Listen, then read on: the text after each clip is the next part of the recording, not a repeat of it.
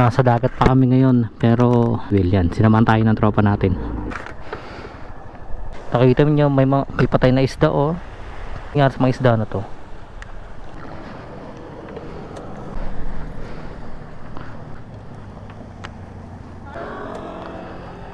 Hindi na yan naka-tripod. Ay, hindi na yan naka-gimbal.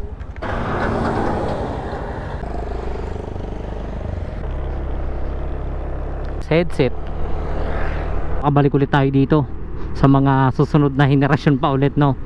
Lang ang disadvantage nga lang, wala nga lang siyang yung parang ano to, kawan tubig dito. Parehas lang din pala yung daanan na yun. Walang ngayon.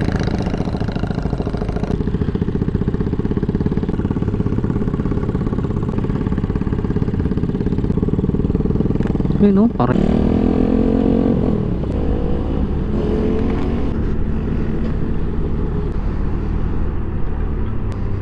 naka-record ba yan?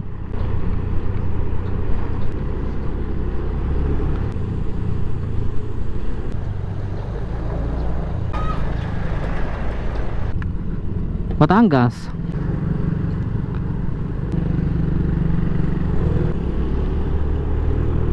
Wala tayong makainan ah.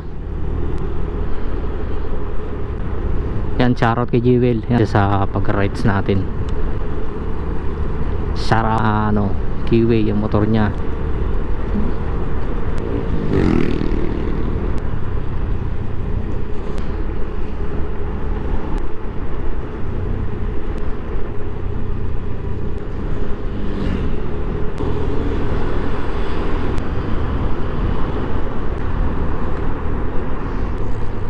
Kaya naman pala walang kalendarya.